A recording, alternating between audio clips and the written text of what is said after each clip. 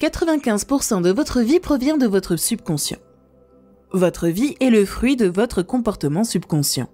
Ce que nous devons reconnaître, premièrement, c'est que 95% de notre comportement provient du subconscient. Donc, un enfant va enregistrer pendant 7 ans. Vous avez un nouveau bébé. Ce bébé va vous regarder parce que vous êtes le parent. La première chose qu'un bébé apprend dans la première ou la deuxième semaine de sa vie, c'est qui est le parent. C'est très important, car c'est le point de référence. Si quelque chose se passe dans leur vie, ils vont regarder le parent. Première chose, un enfant sur un terrain de jeu et sur une balançoire tombe de la balançoire sur le sol. La première chose qu'il fait est de regarder ses parents. Si la mère prend peur, l'enfant commence à pleurer. Mais si la mère dit « lève-toi et remonte sur la balançoire », l'enfant remonte sur la balançoire. C'est de la réflexivité. Donc, vous devez reconnaître que l'enfant va observer chacun de vos mouvements. Et puis, vous devez aussi reconnaître que si 95% de tout cela vient de ma programmation invisible, je vais transmettre le modèle familial inconsciemment. Et il a dit, en substance, si vous venez d'une famille pauvre, vous pouvez lutter toute votre vie et essayer de devenir riche, mais vous n'y arriverez pas. Mais si vous venez d'une famille riche, vous pouvez être stupide toute votre vie et réussir. Non pas parce que c'était réfléchi, mais c'était un comportement inconscient qui a été téléchargé des familles riches aux enfants, qui est inconscient. Donc, ils font les bons choix inconsciemment. S'ils engagent leurs esprits conscients, alors ils ont l'air stupides. Donc, c'est inconscient. Et c'est la même chose avec les pauvres. Les pauvres ont des croyances dans leur famille qui disent « tu ne peux pas réussir. La vie est un combat. Les choses sont difficiles. Qui penses-tu être ?» Et si c'est le programme que vous recevez, alors 95% de la journée, vous vous sabotez. Et c'est pourquoi les pauvres restent pauvres et les riches restent riches, à cause de la programmation. Donc le subconscient est en pilote automatique. Quand le conscient est occupé, le pilote automatique conduit un véhicule. En fait, quand le conscient est occupé, il n'observe pas ce qui se passe. Disons que nous avons cette conversation dans une voiture et que je conduis depuis 10 minutes. Et tout d'un coup, je regarde par la fenêtre, je me dis, vous savez, je n'ai pas fait attention à la route pendant que nous avions cette conversation. Mais je reviens et vous dites, pouvez-vous dire sur quoi portait la conversation ? Oui, nous avons parlé de ceci, de cela et ainsi de suite. Et vous dites, et qui avait-il sur la route pendant ces 10 minutes ? Je réponds, je ne sais pas. Je ne faisais pas attention. Alors vous dites, comment était votre conduite ? Et je réponds, c'est comme ça que j'ai appris à conduire. Si vous avez eu un mauvais moniteur de conduite, alors vous avez conduit pendant 10 minutes avec une mauvaise conduite. Les choses que vous aimez qui entrent dans votre vie entrent parce que vous avez un programme qui les soutient.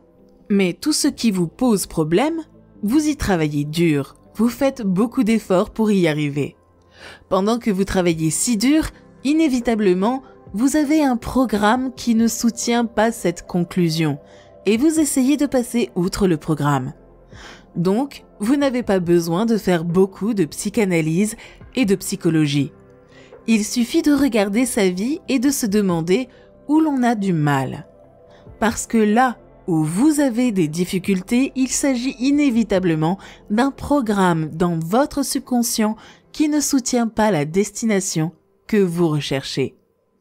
Les scientifiques révèlent que nous gérons nos vies 5% du temps à partir de notre esprit conscient. Et 95% du temps, nos comportements sont contrôlés par les programmes du subconscient. Qu'est-ce que cela signifie ? C'est simple. Votre vie est essentiellement une impression de vos programmes subconscients. C'est ce que vous faites 95% du temps. Donc, vous voulez savoir quels sont ces programmes. C'est très simple. Regardez votre vie. Les choses qui fonctionnent pour vous et qui viennent à vous, et les choses que vous voulez viennent à vous parce que vous avez des programmes dans votre subconscient qui encouragent leur présence. Mais tout ce contre quoi vous luttez, tout ce pour quoi vous devez travailler dur, tout ce pour quoi vous faites un effort, vous le faites parce que vous essayez de surmonter un programme de limitation qui vous empêche d'y arriver. Donc, tout ce que vous avez à faire, c'est de regarder votre vie et de dire « Hey, ce qui fonctionne pour moi fonctionne parce que j'ai déjà des programmes à soutenir. Ce qui me pose problème dans la vie, je l'ai parce que j'ai des programmes subconscients qui n'encouragent pas ce comportement. Donc, tout de suite, vous savez automatiquement quel comportement vous voulez changer. Ce sont ceux avec lesquels vous avez des difficultés. Ok, comment changer ça? Eh bien, vous pouvez utiliser l'auto-hypnose ou des cassettes subliminales. Vous pouvez les changer en créant de nouvelles habitudes comportementales que vous répétez chaque jour en changeant religieusement l'ancien comportement et en le réécrivant en temps réel à chaque fois en disant « Non, ne le fais pas de cette façon. Non, ne le fais pas comme ça. » Vous parlez à vous-même et dire « Ce n'est pas ce que je veux. Voici ce que je veux. » Et vous le répétez constamment. Devinez quoi? L'habitude va inévitablement changer ce programme et le transformer en un nouveau programme. Donc maintenant, nous en sommes à une compréhension très fondamentale de la vie. Et cette compréhension fondamentale de la vie est que votre vie est une expression de vos programmes. Parce que 95% de votre vie vient du subconscient. Si vous voulez changer votre vie, vous pouvez faire deux choses. Rester dans le conscient, être attentif ou réécrire les programmes dans votre subconscient. Pensez à cela. Combien d'entre nous se parlent à eux-mêmes et disent « Allez, Bruce, ne fais pas ça. C'est une chose tellement stupide. » Et je me flagelle pour essayer de changer le comportement. Et c'est très frustrant parce que plus je me parle, moins le comportement change. Et plus je parle, plus je suis en colère contre moi-même parce que je n'écoute pas mes propres suggestions. Et puis je demande aux gens de s'arrêter un moment. Je dis, vous vous parlez à vous-même. À qui parlez-vous? Et vous dites, eh bien, je parle à mon subconscient. Je dis, eh bien, c'est là le problème. Le subconscient est comme un magnétophone. Il n'y a personne là-dedans. Donc, tous ces efforts pour essayer de changer le subconscient en lui parlant sont une perte de temps pour une raison très simple. Il n'y a personne là-dedans pour répondre à vos nouveaux souhaits et à vos nouveaux désirs. Vous devez en fait engager une accoutumance par hypnose. Quelle est la conséquence de cette réécriture? La réponse simple est la suivante. Quelle serait la conséquence si vos programmes subconscients correspondaient aux souhaits, désirs et aspirations que vous avez dans votre esprit conscient? Dieu merci, nous pouvons reprogrammer le subconscient.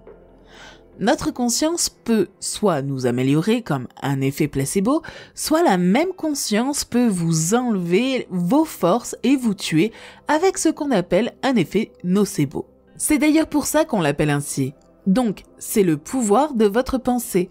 Et la pensée est « Qui sommes-nous » Et nous avons été programmés pour croire que nous sommes fragiles et vulnérables, comme si toutes sortes de choses étaient là pour nous attraper et que nous devions nous protéger de tout ça. Et c'est comme si c'était totalement insensé parce que nous sommes si puissants que nous n'y croyons même pas. Vous pouvez vous guérir avec de l'énergie. Vous pouvez vous guérir avec des pensées. Vous pouvez vous guérir avec la bonne nourriture vibratoire et tout ce qui l'entoure, en traitant la partie vibratoire. L'esprit a deux parties. Il y a une partie consciente et une partie subconsciente.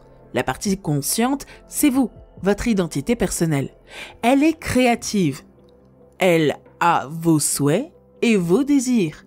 La partie subconsciente est comme un mécanisme de lecture de disque. elle apprend des expériences, appuie sur le bouton et réécoute les expériences. D'accord ? Alors, maintenant je dis bon. D'accord. Notre moteur personnel est notre souhait et notre désir conscient. Et puis, je vais vous dire un fait. Et c'est un fait effrayant. La science a montré que nous ne gérons nos vies que 5% du temps avec notre esprit conscient. Notre esprit créatif, l'esprit avec vos souhaits et ce que vous voulez de la vie. 95% de notre vie provient des programmes automatisés subconscients en jeu lorsque nous ne faisons même pas attention. Vous pouvez conduire la voiture sans faire attention, c'est un programme automatique. Vous pouvez faire votre travail sans faire attention, c'est un programme automatique. Alors pourquoi est-ce important ? Seulement 5% de notre vie vient de ce que nous voulons. 95% viennent des programmes subconscients. Qui sommes-nous ? Nous sommes ce que nous avons été programmés à être. Vous pouvez changer vos programmes et changer votre vie pratiquement instantanément. Mais vous devez savoir ce que vous essayez de faire. Et c'est là toute la difficulté. Si personne ne sait qu'il se comporte à partir de ses programmes inconscients, il ne le croit même pas. Il pourrait dire « Je dirige ma vie avec mes intentions et mes souhaits ». C'est ce qu'il pense. Et je dis que c'est seulement 5%. Je fais ces vidéos chaque semaine et mon but est d'aider les gens à être heureux, à être eux-mêmes, à avoir une vie bien remplie. Alors abonnez-vous et likez la vidéo, parce que quand je sais que vous aimez, cela m'aide à produire plus d'informations que vous aimez pour vous aider à être la personne que vous voulez vraiment être. Merci d'avoir écouté et à bientôt sur Espace Motivation.